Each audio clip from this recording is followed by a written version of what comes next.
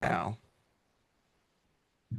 good morning, good afternoon, or good evening, whenever you might be catching us, whether you are a morning bird or a night owl. I am very glad that you are here for another amazing installment of the Richard Watkins Podcast. I am your humble host, Dr. Richard Watkins. And remember that the Richard Watkins Podcast is a proud production of the Science Policy Action Network, your go to source for engagement, consulting, and research services. Look no further than span-inc.org.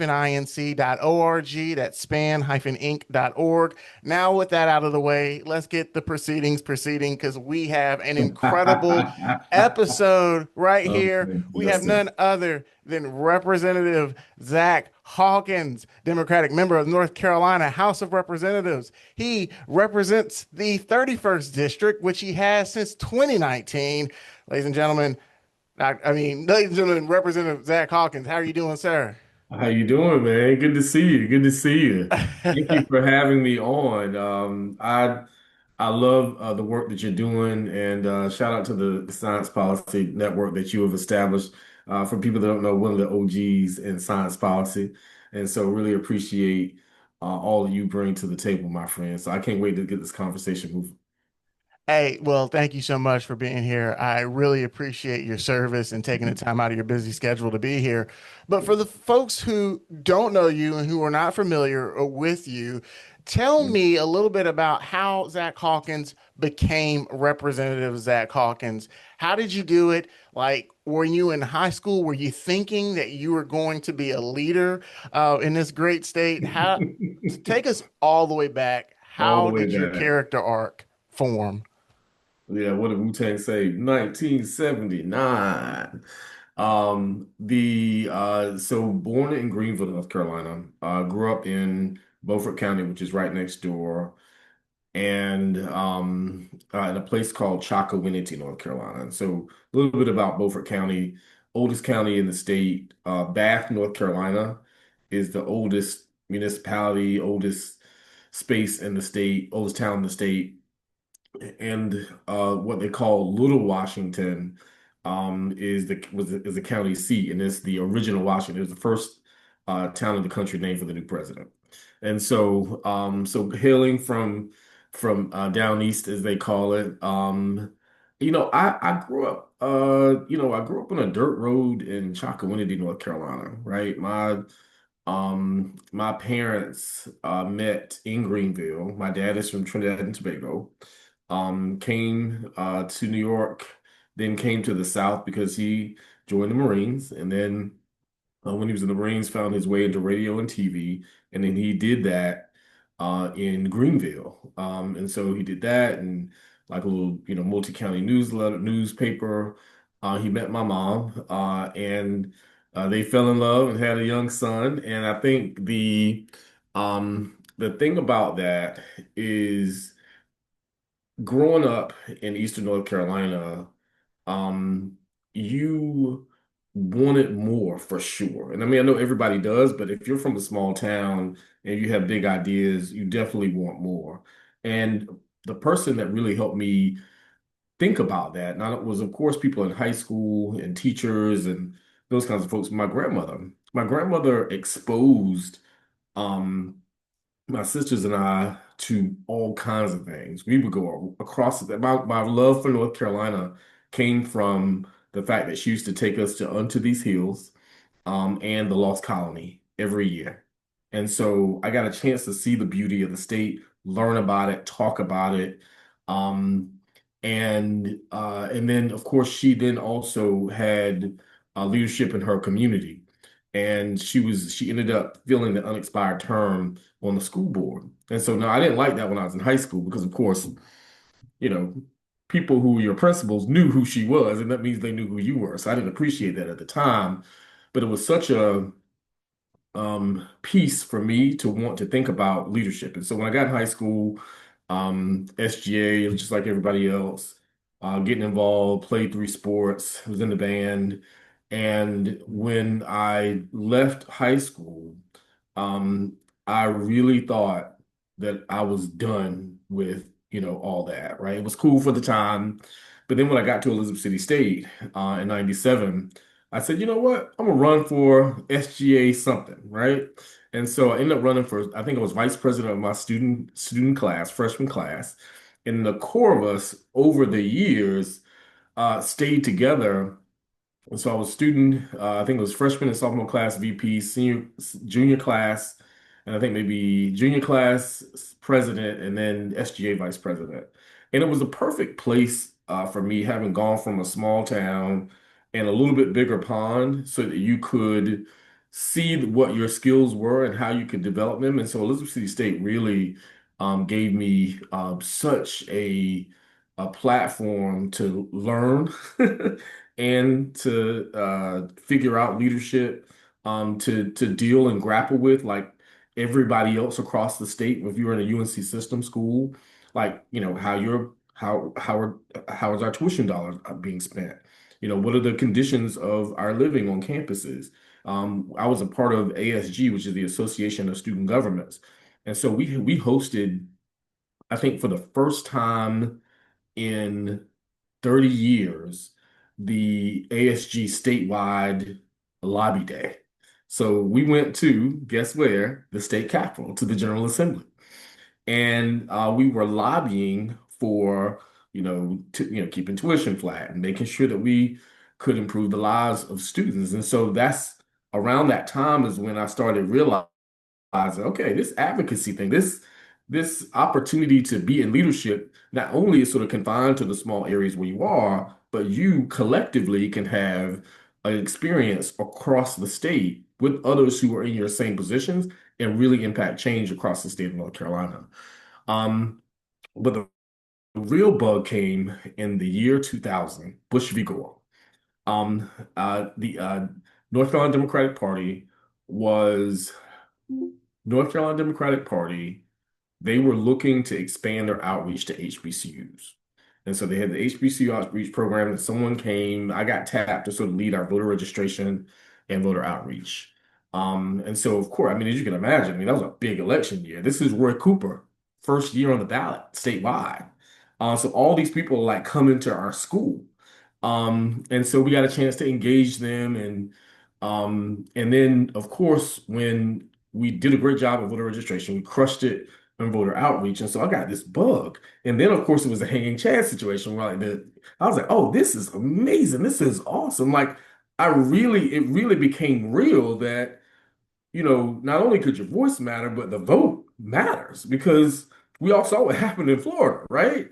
And then I think it really, through all that, it really sort of helped solidify for me that, okay, my peers look at me this way, right? They see me as a leader. They were fine with me sort of taking on this task. We succeeded together, and that's the way people saw it. And so, and I think that was the same year I ran for SJ vice president.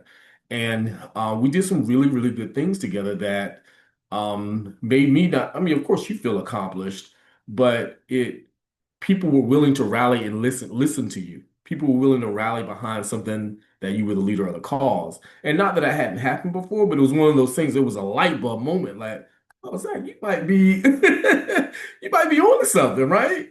And then so then I left and graduated in '01 and then came to Durham.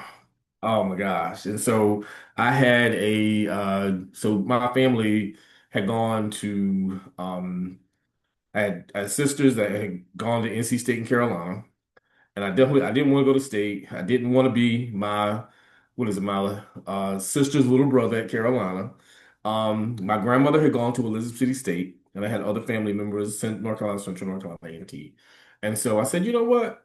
I followed behind my grandmother's path, and I had like a mentor and some friends that said, you know what, you should really think about getting a master's of biology from North Carolina Central, right? Because if you want to continue to do this work, because I was really sort of trying to grapple with, right? That's why I was so interested in you when we first met, because I was trying to grapple with, gosh, I love science. I love it. But I also like this advocacy, policy, politics thing. And so when I left in 2001, I was like, okay, Zach, you got to make a decision, right? You're right. You got into this graduate program, you got into this master's program. It is not undergrad. It is not high school. You got to focus. And so I thought that's what I was going to do. I thought I was going to come to North Carolina Central. I was going to focus. I was going to be, just all about my work. And then Zachary, my oldest, was born in November 17th, 2001. Um, and and then, as you can imagine, then sort of after that, which was my first semester while I'm in graduate school in Durham. So like I'm going back and forth, my college sweetheart. She was graduating in December. And then I came to Durham. So I'm going back every weekend, making that work. And I got a job at NIEHS, which is the only NIH institute outside of um, Bethesda. Super excited about that in the lab. Super smart folks. I am on my way. I didn't fail any courses my first semester. So super excited, and I have this young kid. 7 months later, my second semester, and this was and then of course, if you're following at home, 9/11 happened that my first semester while I was in Durham. And I had just been there with my brother 1 week before the towers fell, which was just a whole other story. Um, and so 7 months later, we have him in daycare, all's going well. And my sister picked him up. And she was, we were going off that weekend, and she picked him up, and she was like, "Gosh, he just won't stop crying. Like, what is going on?" And she said, "Zach, I just really think I need to take him to the doctor, see what's going on, take him to the hospital." He had a fracture in his arm. And so I had just moved to Durham, essentially. I mean, the only people I knew were in those buildings that I was in graduate school with. I didn't know anybody in Durham. And so I'm thinking that this will be an open and shut case. This is a corporate daycare system. And of course, they lawyer it up. I'm like, well, I don't know anything about lawyers, or lawyering up or I'm thinking that they would clearly see that that was their fault, right? And all I did was send my kid to school. And so that was not the case. And it was one of those kind of like, oh man, I mean, and I'm a young dad. I'm 22, maybe 23 at this point. And so I'm feeling helpless and hopeless. Like, I mean, my one job is to keep him safe. And I didn't know where to turn or what to do. And so eventually um, I went back. Insert the politics and the policy and the networking, right? And I said that I would never feel this way again. Never. And so essentially I was going to network my way out of this problem. And I just started showing up. Showed up at David Price's office. Terrence Taylor was his sort of district director, and the campaign office, that is, because he was taking some time to do that. Started working at the party, started meeting people, ended up working for David that term, and then into three consecutive terms after that. And I was determined to make sure that if something ever sort of befell my family or me, I would know who to go to, right? Because this wasn't back home, right? This wasn't Elizabeth City where you had a network. This is a brand new, bigger space. You're in the triangle now. And so eventually, as time went on, and I started working with David, started getting involved, Young Democrats, Democratic Party, those things. Okay, I had built within sort of a year or so this opportunity to feel like, okay, I would be okay. Like I'm going to graduate from graduate school. I'm, really, really gotten involved. Presidential was coming up. I'm, feeling connected. But over that course of I would say the almost 2.5 years, 3 years that happened, what I realized when I was doing the work for David and knocking doors, organizing people, meeting people, hearing their stories, I was like, oh man, there are people out here who feel helpless and hopeless all the time. They have no idea where to go when something happens. They don't know who to turn to. They don't know what their resources are that are available to them. And essentially, they have no voice. And that was just like, you know, And I was like, no way, that is just not, that's not okay, right? And so, I mean, I'm just thankful that God gave me grace, right? To be able to be in a place where I was able to find the people, right? And and it's just it was just so disheartening. But I said that, I would not, and it still sticks with me. You can tell that I'm gonna make sure that I keep showing up. I'm just not gonna go back and go into my, this career that I planned out. I'm gonna keep this as a part of who I am, what my life is, because you should be able to get what you need when you need it, right? That's the whole point of government and service and all that sort of stuff. So, and like I said, and so I graduated in '04, but I ended up working for David in '02.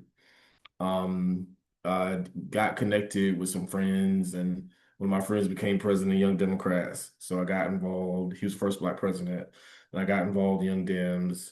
And then in '04, I think I took like a leadership role um, with Young Dems, and yeah, with Young Dems, and then it was '04, so I made it to the I got elected as a delegate, and I was involved, involved in the county and the state at the same time. And then who had a keynote speech in '04 in Boston? This young guy named Barack Obama. And at the same time, people forget John Edwards was running for president, right? So it was a ton of excitement in North Carolina. And it was one of those moments like you knew he was going to be president, you didn't know when. And that excitement and level and the type of opportunity that it gave me, it launched me into like leading my local chapter. I think like I said, I became vice president of Young Democrats in '05. Worked for David again, another cycle.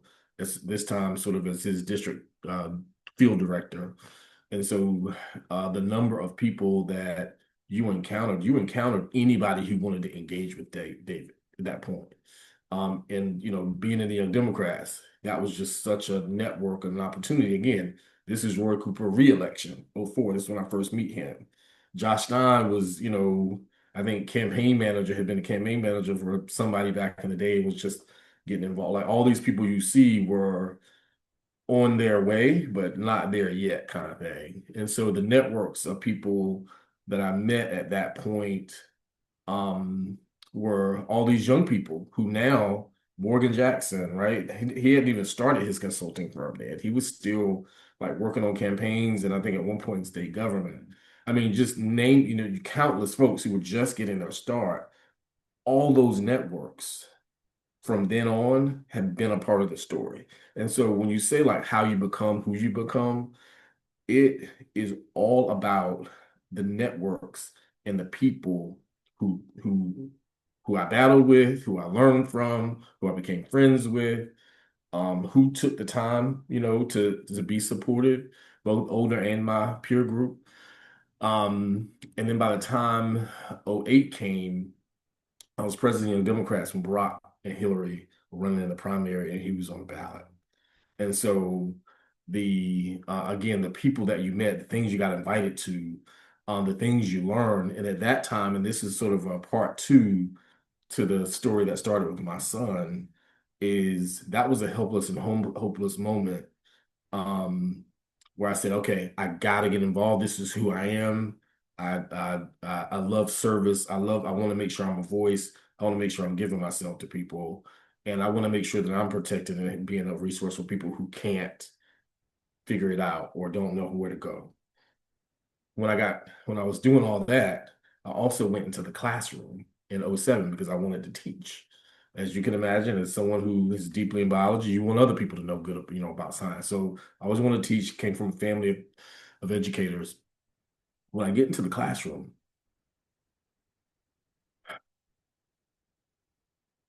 granted, I mean, I met state house members and Senate members. I mean, late Jenny Lucas. This is when I sort of first meet, Binkin Bashar. This is, I mean, like Paul Lupke, I mean, like legendary names at that point in the General Assembly at party events. People and then people running statewide. And so when I'm in the classroom, I'm like, I'm hearing all these people who are running for these offices statewide, and this is what we're doing for public education. Yet I'm in the classroom. Does that make sense? And I was probably one of the last teachers, like 2007 to 10, the last teachers to get master's teacher pay before they took it away when the Republicans took over. And I will never forget my teacher mentor would come in, work with a bunch of first and second year teachers. Then 3 o'clock, she would spend some time with us after school. And by 5, she needed to be at her second job. Still has stuck with me to this day. And we're still dealing with the issue. I'm spending money out of my pocket to make sure that my kids have what they need. As a teacher, I am doing that. I'm seeing other teachers do that. I'm seeing the amount of time that we put into grading papers, helping with clubs and organizations. Does that make sense? Showing up at extracurriculars, the prep for the day before. Does that make sense? All these things. And you mean you're gonna pay these 30 some thousand out? What? The overworked APs, right? The principals that are having to deal with issues. But the thing that and so all these things plus the fact that I had brilliant students. They just came from rough areas. Brilliant students. And so it felt like we were failing them, right? Like I couldn't spend enough time with them during the hour and a half block or even after school to make up for what was coming, they were bringing in from their communities, right? Student homelessness, student hunger, violence, gang stuff, things that they're just worried about, family dynamics. And we did not adequately, and it was nothing against like the administration of the school, but it was just the system was not allowing for all that it could to ensure that these students were getting the sound basic education that we told them that they would have in the great state of North Carolina. And so that was kind of if you're putting it all together, I'm doing this, President Democrats, we are doing lobby days at the General Assembly trying to get things changed. So we get the Student Needs Divestment Bill done. We pushed the legislature to get that done. Shout out to Deborah Ross. She helped us with that when she was in the State House. Pricey Harrison and a few others helped us get the anti-bullying legislation through, right? Like that was big for me because I saw um,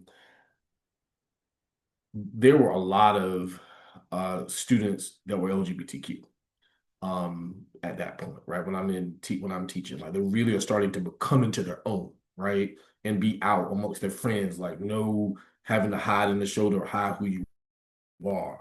But it also came with, bullying, right? And you had your classic sort of dynamics of bullying, but then that was one of those things as well. And so it was one of those things like I knew from experience, like in this setting, we needed to have this. So those two things and so that was kind of the moment when I'm having this convergence of being in the classroom, being, President Dems involved in my party, but then also when we started lobbying and advocating for particular legislation, and you had to work that legislation, you had to, bring your sides together. Does that make sense? Like we had these lobby days in the General Assembly meeting with members. That's when I knew this is a seat of power. That's where you need to be. Now, I knew that, okay, that's the seat of power. Did I know I was going to be there? Not at this point. I just knew that that's where the seat of power is and that's where the change is going to happen. And so we kept marching. So after that, um, so '08 happens. Then Obama sets up an outfit in North Carolina. I think it's OFA, North Carolina. I get tapped to do that. I'm there for a short while. And then I go into philanthropy. Like that's just one of those opportunities you couldn't give up, right? It was essentially the main job was we sold the ACA, Obamacare. That was when I went across the state taking in information, sharing with people, and clarifying what Obamacare would be. And I'll never forget. This is when I can't remember. It might have been December. I can't remember the exact night it passed in the House. I'll never forget, the team was all around like the radio or whatever, listening for when it passed the House. And so that was another moment like, wow, look, advocacy leads to, right? In educating people, engaging people leads to getting stuff done that can change lives forever. And um, and so after I did that, the thing I had sort of, I was at this sort of point where I'd gone into education, but what I wrestled with a ton was you're just not doing enough. Does that make sense? Like for all that you gave and all you saw your fellow educators give, you didn't feel like it was enough. And like, what could I do that would allow the next teacher to walk into a classroom and have students who are whole? Like, what could you do for your kids, or like the what you knew these kids could be? What could you do to improve the outside environment? And so professionally, that's when I went into philanthropy, because the issues that I have since then, funny enough, I'm still doing those things now: basic needs, homelessness, food security, removing financial barriers. And it clicked. I started working for United Way. I did something. I worked for some orgs, but then United Way, of the Greater Triangle. And it was one of those things like perfect. We were talking to corporations or talking to individuals about how we could remove those barriers. So that, again, kids like the ones I taught could not have to worry about those things and just come in and give me their brilliance or give the next teacher their brilliance. And that's what I felt like that we should all strive for that. And so it was, though I felt a lot of angst, and I still feel it around having, or like being in that place where I had to be Dr. Jekyll, hi, I'm Zack Hawkins, right? Like I had to shed a love of mine, like, and I still love science deeply, but it was one of those pieces where I had to leave it behind, because the calling of being able to improve people's lives by, again, learning, building networks, raising, at this point now, raising money, and sharing the passion of what organizations and nonprofits were doing around Durham Triangle, and the way that if you all you had to do was give,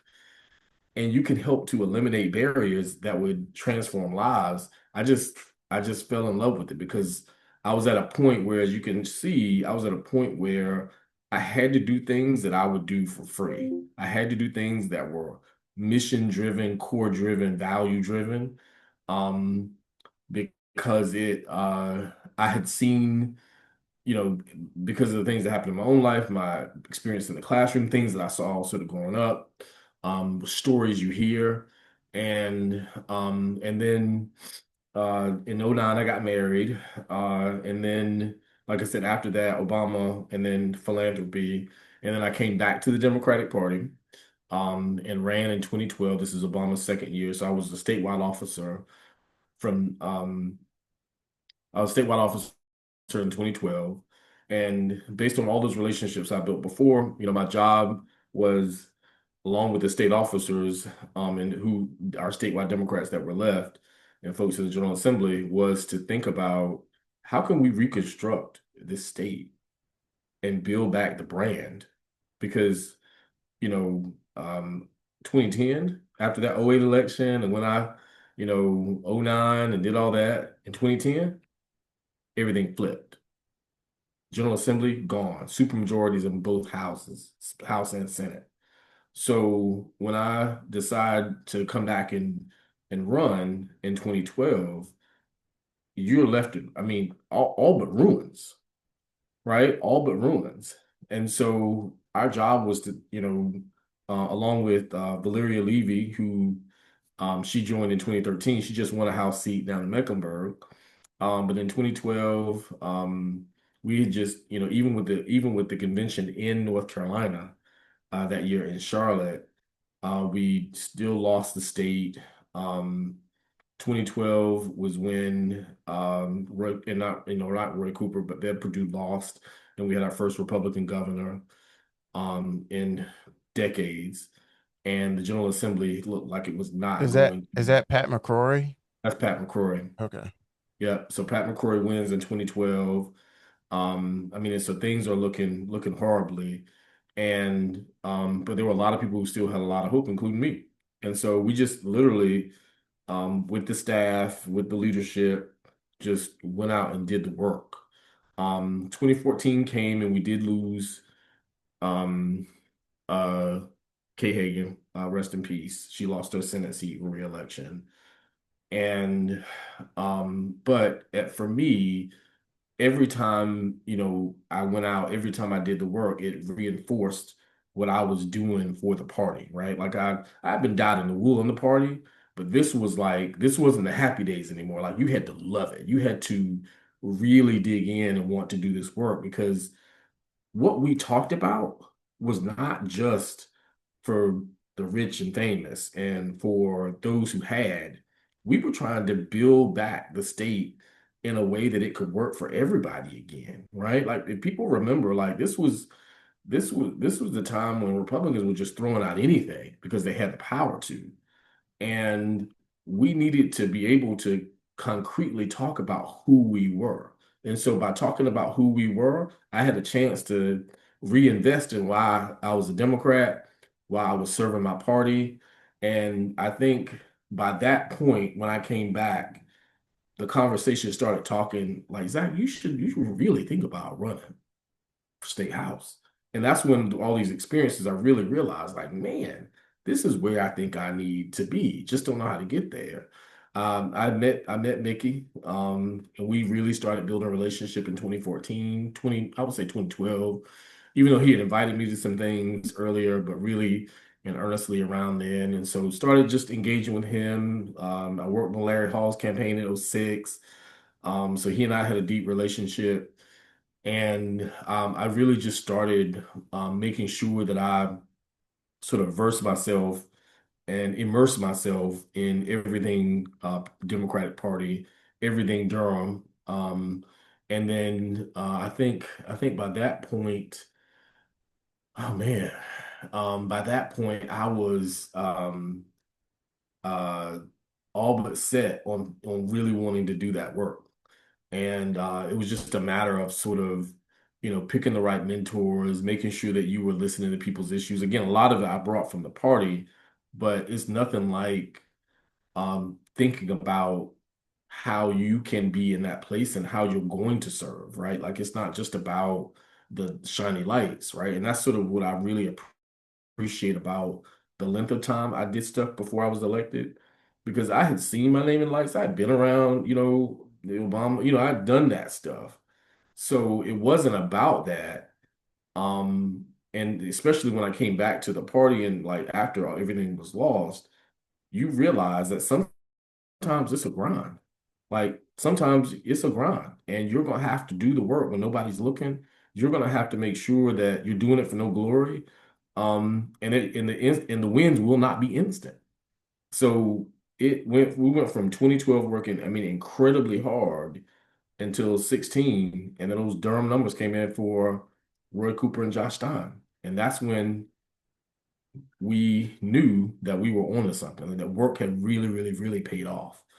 And I think after that, um, I over those years and really getting a chance to build the relationships and learn the issues, and take the mentorship. After I left the party because we our term will be up in 2017, I left and said, "Hey, I think I'm going to Durham to run for office." And so I locked in. Um, and I didn't tell this part of the story, but from the time I got involved up to that point, I was also doing like local races and supporting people locally, right? And so these are like almost a decade or so of relationships. And then people started to not even, I didn't even say to people, this is what I want to do, because I kept it pretty quiet because I always thought it was above my pay grade, to be completely honest. Um, People said, "Hey man, you should think about that. Like when he retires, you should think about that." And so we just kept working and kept doing the work and being intentional about being clear about, especially after then, what I wanted to do. And Mickey was a mentor, but he's still old school. He didn't tell me when he was going to retire. He said, yeah, well, if you want it, you need to run for it. Right? Like me, when I decide that I don't want to do it anymore, you need to be ready to run. And if somebody runs against you, then you do the work, right? And so, What was it long, like? go ahead. What was it like having Mickey endorse your campaign?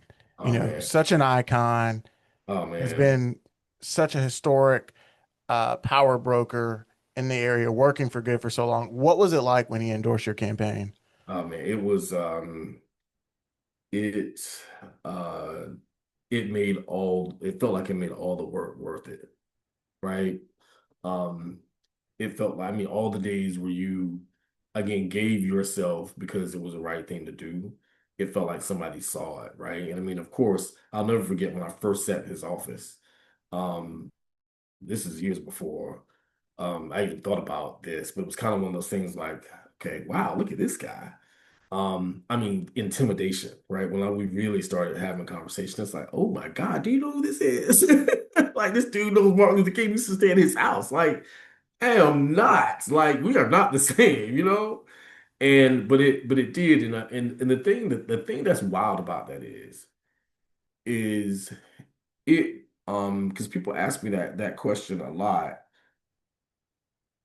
People, I think what he also, of course, I think he wanted to support me, but what he realized is that Zach had a community of people behind him. Does that make sense?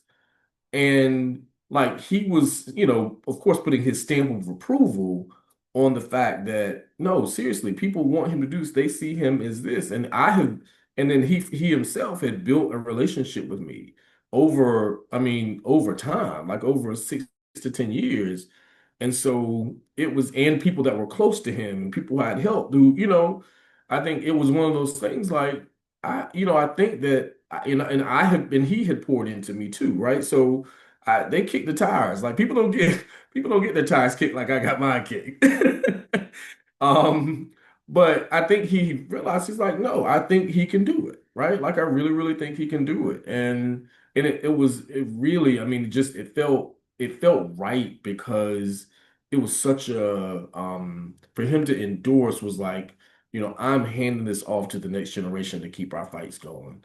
Because I'll never forget, in talking to him as I was really, really getting to know him, the I mean, the way he felt about how all the things they had worked for in the 60s, in the 70s, and the advances they made, and the things he had gotten legislated and changed and opened the doors that he opened, he saw all that stuff starting to fade. And the pain that he had about that was just, it was almost unbearable, right? Because if he felt it, you knew his generation felt it, right? And so you felt like you needed of course, you need to do that for your time, and you need to do it in your own way, and you need to, put on for the people that who have influenced you. But it also was this like, no, we are not gonna let what they have worked for die, you know? Because I mean, I would not literally be standing here. None of us would be standing here had they not. And so, yeah, it felt right. It felt like it was supposed to be. And yes, it took a lot of work to get to that point.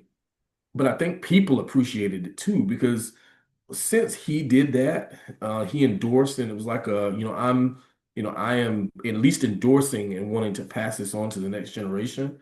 I've seen so many other people who come to me and say, "Hey, man, I think I got somebody I'm mentoring that I want you to talk to."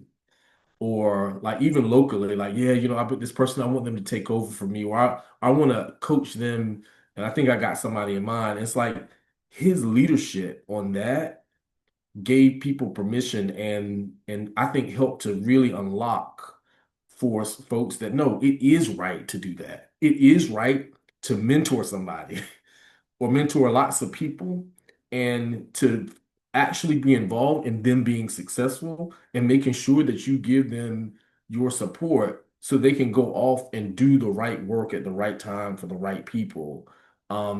And that you don't have to hold on to power forever, right? I mean, he was there for a long time. He was productive though. And but the next generation should be empowered. And so I think he forced some people, but he also gave people permission to say, look at my example. You should do that. You should make sure that you are finding somebody that you believe in that you think can go do the work long term. Um, so anyway, but yeah, it was amazing. And we stay in contact all the time. That's what's up. But you're unique though. And I think it's fantastic that you give a lot of credit to those who came before you. But you're unique in the fact that in a time where science and innovation is having a larger impact on our society than ever before, Mhm. you are a classically trained scientist for Mhm. undergrad, and then you masters in biology, and then you represent a district that holds Right. Research Triangle Park. There's nowhere Right. in the world like Research Triangle Park. So in the day and age that we are in, what is it like representing Research Triangle Park and the district that holds more PhDs than anywhere in the world? What is that Yeah. like? Yeah. So going back to the battles I used to have about leaving science behind, it completely scratches that itch because I get a chance to go out to AstraZeneca and Biogen and all these things, and so I can relate to the work, understand what they're talking about to some extent, and and then also then talk about, look, like how can we take that and make sure that more people are getting jobs and access to this work and kids are getting access to this experience, right? So it really like personally, professionally, it really sort of helps bring the world together. And I think um, the other thing, surely it lets me know that like you fit the district. Does that make sense?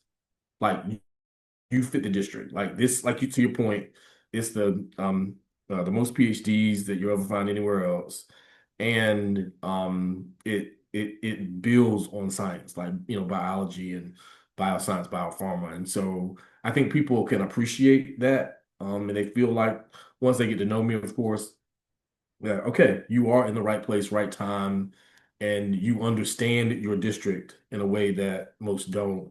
The thing with the PhDs, it's amazing because you can go to events and you can talk to folks. But boy, you better be ready because they have PhDs. When you knock on somebody's door, you can walk into somebody who knows nothing about anything, or you can literally walk into somebody's home that just wrote a paper on this and like dedicate their life to it, right? Like you may talk to a world expert in Durham, and it's exciting. I mean, I love it. I love the intellectual, sort of battle and the capacity opportunities that it brings for me because you learn all the time. And even for I would say for folks that don't understand the RTP, it gives you a chance to bring it home. And one of the ways that I've done that is through workforce development opportunities. And when I connect with them, I try to connect them back to the school system or Durham Tech, or does that make sense? Or think about what philanthropic opportunities exist for you to be good corporate citizens. Because everybody, Richard, and I know you know this, should have the opportunity to be if you're in Durham, nothing feels like it's 50, everything's 15, 20 minutes away, if that, which means so many kids have Duke Hill, NCCU, and RTP. But yet there's so many kids who have never touched their feet on those places. And so trying to create workforce pipelines and opportunities and talking to them about that in addition to the work they do, is really fulfilling and makes me feel like not only am I sort of representing the district, but you're making sure that more people have access to it. Because the money that pumps out of RTP, the way that we support the state, the jobs, 50, 60,000 people come into Durham and RTP to work every single day. Like we're doing our thing. But the local folks, the people who live within the boundaries, also need to be able to have access to that and to be able to, work for it and have them, I think be good corporate citizens. A lot of them are, but we always have to make sure we're pushing those boundaries. But I love it. I love representing our community. That brings me to kind of my next point. As a representative, you are reflecting through policy the desires and fears of the folks who you represent.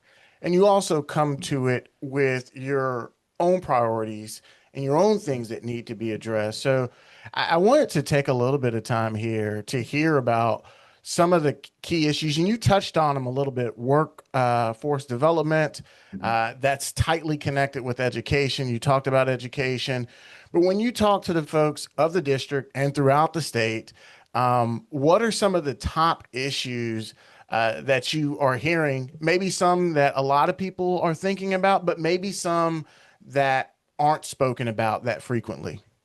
Yeah.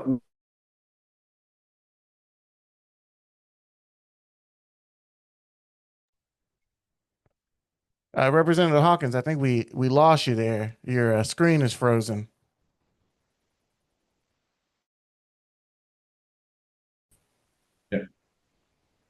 And so the workforce development piece came from not only when I was teaching, but it also came because I was at NCCU and got the opportunity at NIEHS. So I understood, like what that transition is like, what it was like to be there, what you could learn, what the opportunities are.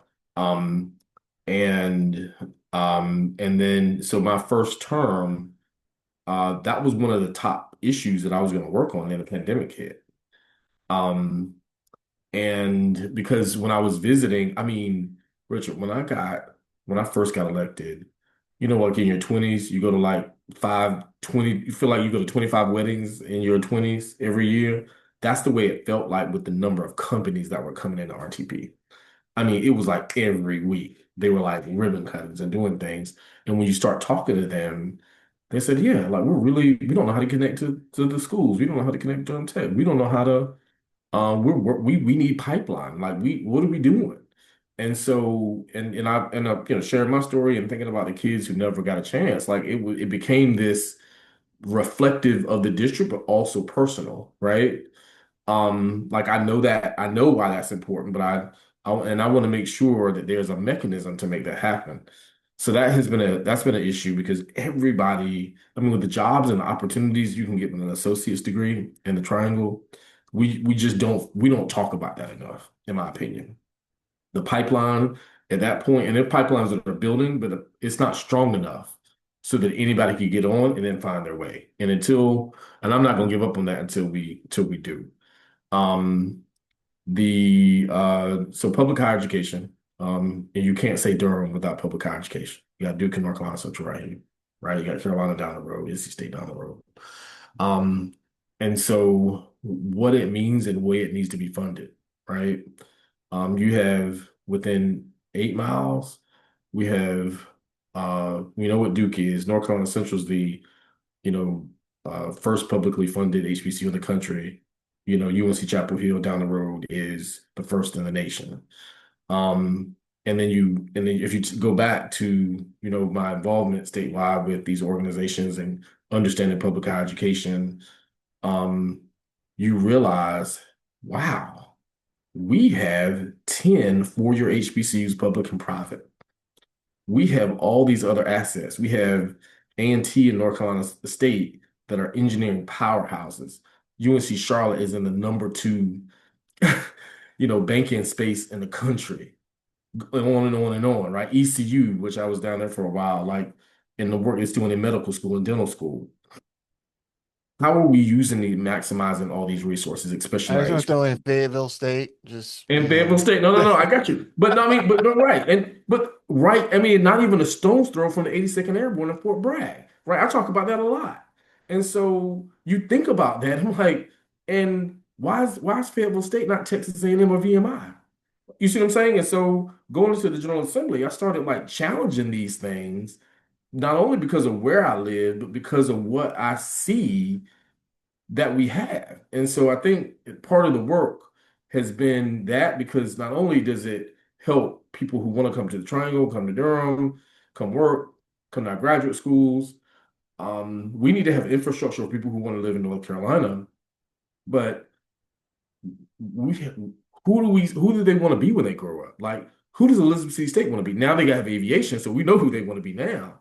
A&T needs to be the same size as NC State. We can have two schools that are that big. Does that make sense? Carolina is comprehensive, right? And so the one that needs to grow alongside it is North Carolina Central. Is comprehensive, right? It focuses on research, so we also need to make sure that they're more tied and getting more NIH money, right? So on and so forth. So that is really, really important to me because of all the intersections, and nothing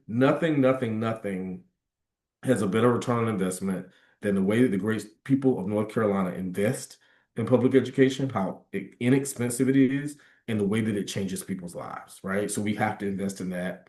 K-12 is important because I was in the classroom, I get it, but teachers got to get paid. We got to have nurses and counselors. Mental health and well-being is important in these schools. These kids have to have the basic wraparound services, have to have the basic needs met. That helps everybody. It helps society. We're better when we go to school together, but we're even better when all of us have the resources that we need so that we can go off and get jobs and get careers, build families. Um, Things that are deeply passionate about that I forced my way into this conversation in the General Assembly is the IDD work. I have two kids with autism. Um, and I got this work handed off to me from some two retiring legislators, and they said, "I know you care about this, so I need you to go build it." And so we started the IDD caucus, legislative IDD stands for, could you let us know what that stands for? intellectual developmental disabilities. Yes, And sir. so yeah, and what you found very quickly is that you had a lot of people who were suffering in silence, right? Like my wife and I. We did not. I mean, when we got we got two autism diagnoses in 2018 when I'm running for office. So we did not know ahead of time like what was going on. I remember either filing or getting. I think when it closed, when filing closed, that's when we found out James Preston had autism, and then in September, that's when we found out Adam had autism. So when I go into the General Assembly, my first term, this now has been an issue that you're not only living through personal experience, but you're having to come up to speed with and try to be policy directed around as well. And so, and changing people's lives, anybody can do anything, right? Where the weak grow strong, and the strong go great. And it's not 25 years ago, we could not lock people up in the back room. We had to allow them to be a part of society and be able to work, live independently, and do all the things. So that's something, and the workforce development opportunities for them are also pretty huge. And so all these things sort of to me work together. And then I would say that two things that I've added that are super, super interesting to me, which play on the science, but then also play on something that I think North Carolina can get right is AI on campus.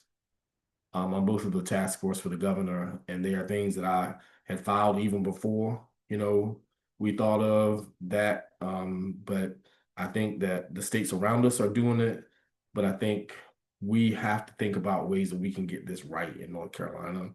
And I'm not married to. I want to listen to folks. I want to listen to the research. I want to listen to the science. I want to listen to what we think works. But um, we, I saw a lot of people growing up in my life that were incarcerated for that, right? I saw the war on drugs, like I saw those things, and then you see where now it becomes legal and other people are making money off of things that people went to jail for. That's just the way it works. It's happened like that since in all of American history. But I do think that I wanted to be a part of trying to get this right in North Carolina. And so we're still on the path to trying to get that done. And with AI, um, this is our electrification of North Carolina, of the world. This is our new web. This is our new social media. And I had filed some bills around it and pushed then Cooper to try and get a task force done. But he thought that the attorney general was more interested, right? And I think it looked pretty good that he was going to win for governor. And so he promised that he would do it. And so he did. And he asked me to be on this council for AI. And Again, it's another place where North Carolina has the ability to get it right. We have all the assets, all the things that make us special, all the universities. But as you see, people are pushing back on data centers. We have to listen to people about that. We have to think about the jobs and what jobs will be taken and how we can retool people to learn about this. Kids who are in college and in K-12, they're dealing with this in real time. How can we give them instructions? How can we ensure that our engineering universities and our public higher education universities are not only infusing it in the work, but infusing it in every career? Because I don't care if you're doing ag, you can use AI to do predictive stuff, right? How are we building systems that allow us to have data with integrity? How can we make sure that there's an ethical and responsible way to use AI? We're giving pipelines and and not only pipelines but guidance. And so where I don't see other states sort of getting that right, um, I work alongside all the brilliant people that are on this task force and other legislators to propose what we think we can do, but do it responsibly. And it's you talk about workforce out the wazoo, entrepreneurship opportunities out the wazoo. But one thing I'm proud of about this is um, uh, I pushed the AI, what was it, the UNC system AI hubs bill. And so the UNC system adopted that as their model to say, if you fund this, we like this. And it's an opportunity, Richard, for Fayetteville State to invest in things like quantum if they want to, because they have DOD, a DOD space, and 82nd Airborne. Chapel Hill wants to do responsible large language models. NCCU wants to be more community research driven. A&T wants to think about the ways that they can democratize it across every single county to help local farmers and think about how they can include it in their Research One application, like their Research One, their research that they're doing, across the country. But everybody can do it. Charlotte can think about what they want to do in fintech. Like, we don't need to say this is how it will be done. We have to allow the local economy and the researchers at the universities to think about how it will change that region and participate in building North Carolina. And that's absolutely huge. I don't know of really any bigger things going on than AI right now. If it wasn't energy, but you are uniquely placed right here in the hub of innovation, RTP, and more broadly, the district, the 31st district here in North Carolina. Um, Representative Hawkins, from the bottom of my heart, I just want to say thank you so very much for your Oh, thank service. you. But more than that, thank you just for taking the time out of your day to sit with us and talk to us about your trajectory. It was informative, providing context of who you are, but somebody is going to watch this and they are going to say, hey, listen, I'm going to do it just like Representative Hawkins did it. And I'm going to follow those steps. I'm going to get involved and build whatever I need to build to be who I need to be so I can provide a service to my community. So, again, this is Representative Zack Hawkins, representative of the 34th District here in North Carolina's General Assembly. I have a gift and a curse, Representative Hawkins. I Let's have go. the gift and the luxury of being able to talk to the greatest minds in the world right here on the podcast. But the curse is time goes by like that. I think Oh, an yeah. hour and a half is enough time, but it's never enough time. And I Yeah. always end up kicking myself because I don't ask the right question. I wish I would have asked this. I wish I would have asked that. So I've started doing something at the end of every single episode, and that is to ask the guest, what should I have asked you? And then once you let me Mhm. know what I should have asked, please proceed to answer your own question. Oh Representative man. Zack Hawkins, everybody. Um, I think, uh, well, the thing that, always the thing that keeps you up at night. The thing that keeps me up at night, and this is more political, is that we will not, and this is being Democrats. I know you're a nonpartisanship, but I'll just talk about my own. Democrats will not, and we've done, I think, a better job, but this feels like the cycle where we can reach outside of our own comfort zones into places that are rural and suburban to reclaim people who, they had every right to be upset about the way the world was not working for them, right? But given what we see out of the federal government, what we see not happening still, even though things have changed, parties have changed in the White House and in DC and even in Raleigh, I think that we can come in with our kitchen table conversation message. And I just want to make sure, and it's one of those things like it keeps you up at night because you're like, we have to do it. You hope that people will do it, but if they don't, man, you know what's going to happen. We think it's bad now. Oh, it can get worse. Um, so I would say that is something that keeps me up at night is just the ability to make sure that we keep our core values, but know that it's hard to outstruggle people. There are people who are poor and hurting and struggling across every demographic. And through solid things that we do and the platform that we have to use government for the good, for the public good, we can sell that, but we have to be willing to do that. Does that make sense? And the ability or inability to do that has dire consequences. For all the people you and I've talked about in this hour and a half. Um, and I would say the second thing that keeps me up at night, um, is the inability, I would say the inability right now, um, the inability for sometimes for people to see themselves in each other. Um, and we see that like, I mean, we're being stretched in ways that we have never been stretched before in the last 8 years. And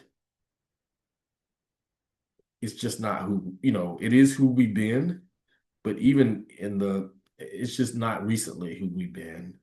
And I hope that we can put ourselves back into a space because out of our brokenness where we can see commonality again. And that takes a lot of work. That's person to person. That's people that are on stages. I mean, there's so many factors. And it's a lot working against it. But you would hope that the opportunity to believe that faith and service and understanding the impacts of education and everybody needs a job, we hope that we can find ways to talk across boundaries again. And sometimes I'm encouraged by that. Some days I'm not. I'll just be honest.